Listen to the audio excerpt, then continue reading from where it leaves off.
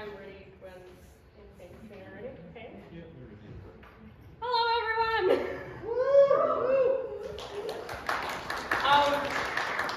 I know this is the start of the performance, but I would like to say a big thank you to all of my lovely friends that came along when I invited them. I do really appreciate you all. So, I'm not just going to be up here by myself this whole time, obviously. I have a few people joining me on the stage. Firstly, I'm going to invite up Maddy, who's going to be off and on the stage for a bit tonight. And I'm introducing them first because I'm not going to reintroduce them when they re-enter the stage, because that would be time-consuming and silly. So Maddy's going to play keys, and Maddy's going to play some ukulele later as well. We have Emery on the electric guitar. We have Kaniah on the bass. And we have Nic on the drums. And of course, I'm the person you're actually here to see. No. I don't get a name. So, preparing for this recital was a lot, and I wrote a lot of songs. And I was thinking about what to write songs about. And honestly, I kind of just ended up on Tumblr.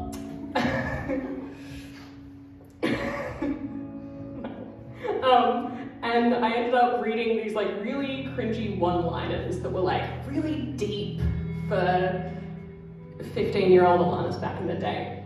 But then some of the ones that I then wrote, trying to write lyrics, sounded really cool. And so this first piece is based off of those, and it is called Oddly Religious Metaphors. I hope you have fun.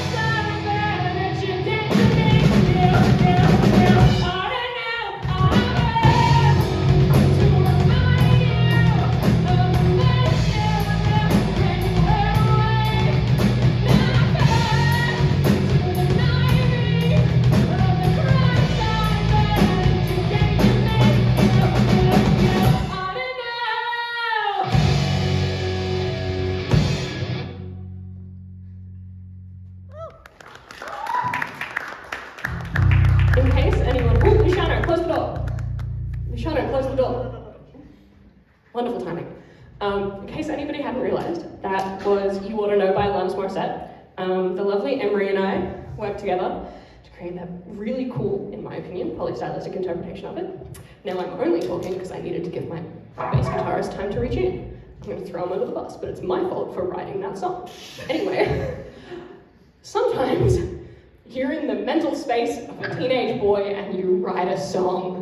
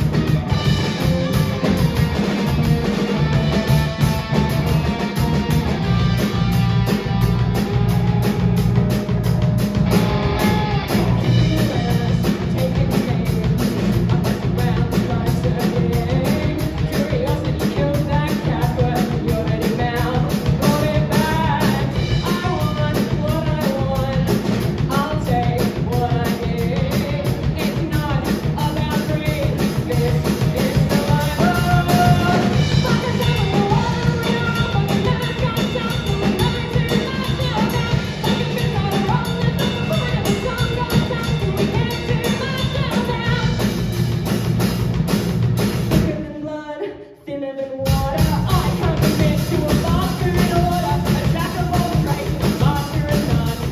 Just go home and check eyes when you're recording and participate.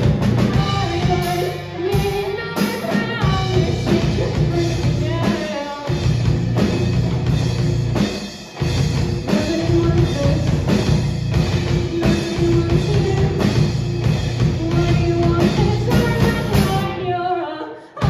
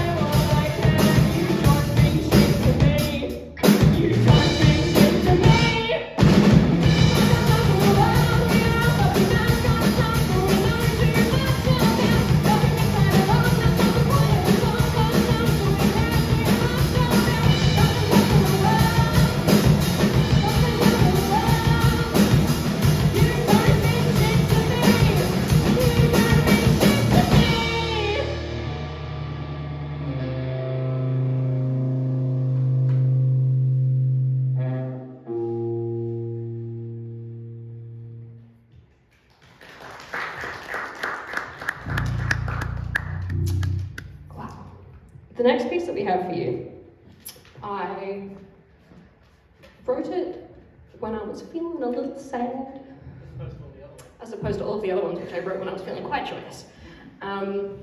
This song is about caring about people and wanting to put their desires, their wants and needs first, and how that affects you as a person when you get left behind. This piece is called Garden Path.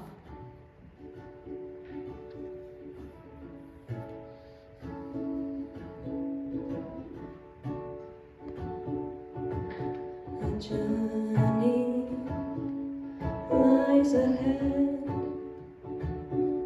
We'll climb up, maybe reach the summit. A journey lies above. We will scale it with our love. Don't turn around, don't wander down.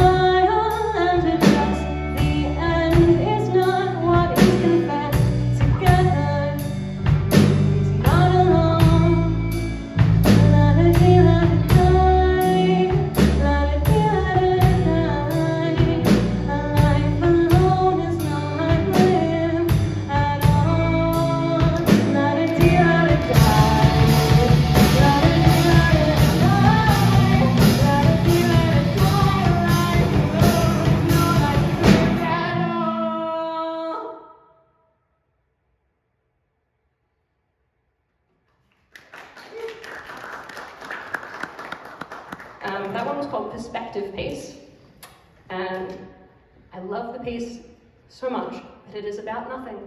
And I think it's good to know that when you create something, when you write something, when you're an artist, not everything has to have a meaning. I wrote this piece because my voice teacher told me off for using the words I, me, and you too much.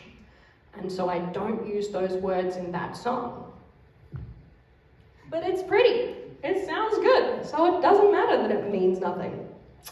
The next piece I have for you, I just need to check a few things. Can everybody spell? Lovely. You answered my second question of everybody can shout, so I don't have to run that test. I don't, in previous times when I've performed, I'd have a whiteboard or a projector. Don't have one of those.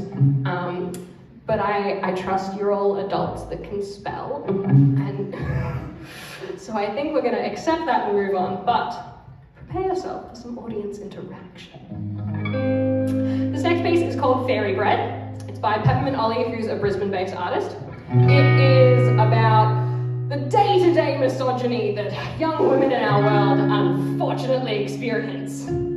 But the song is lots of fun, so we're going to have some fun. I know you're not listening to me. You're smirking and waiting for me to breathe, for your chance to jump in with your 5 cents. You should know I'm quite content. Without your awareness, I should be less careless. If you knew this uncle's cousin's daughter's friend who's just like me and me, it's just because I really should smile more. Or maybe it's because I've heard it all before. 'Cause I like books, but yours is crook, and I like writing songs for me. Oh, baby, making fairy bread, or you're still sitting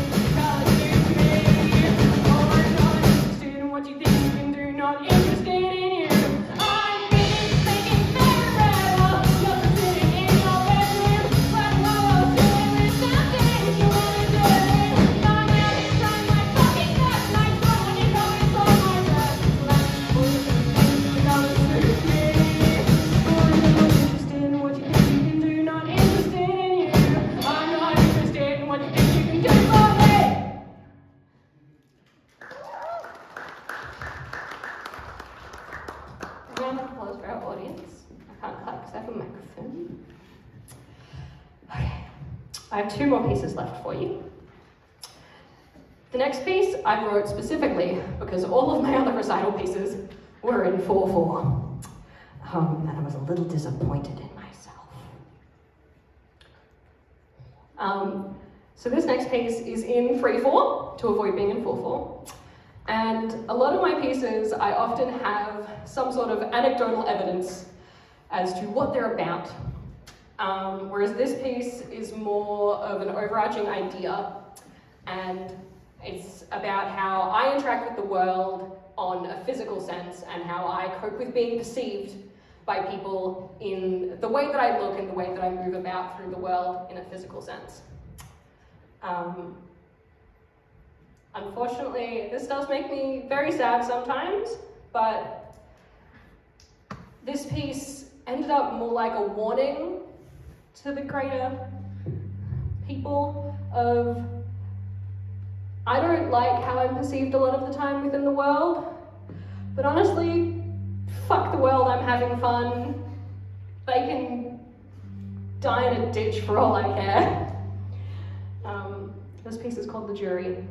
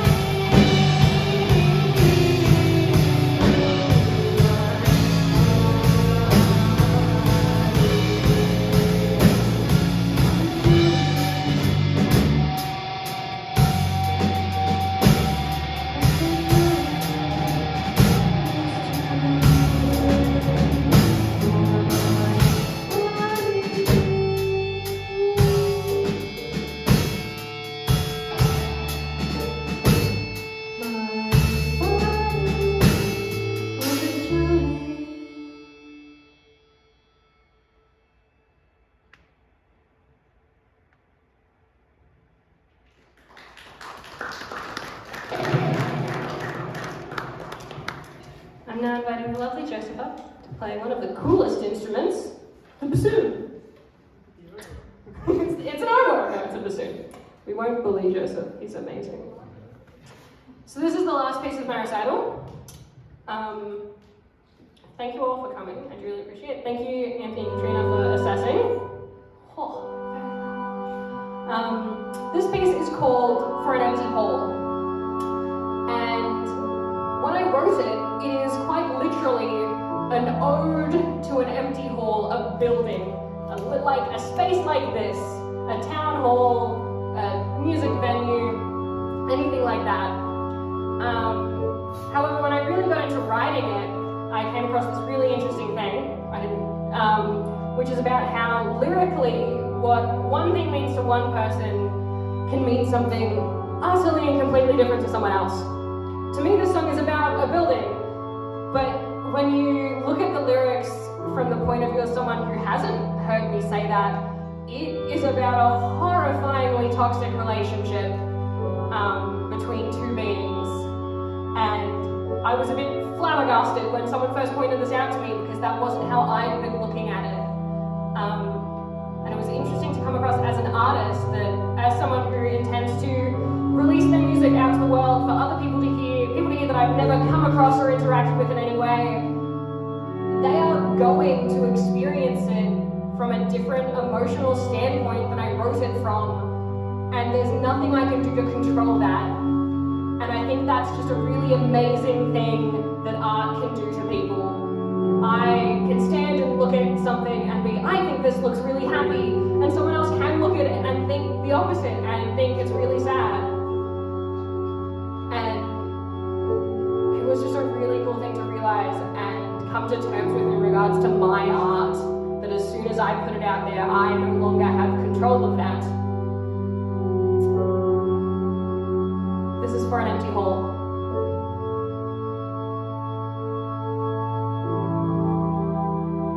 If I invade you, if I pursue you, will I ultimately change who you are and who you're meant to be?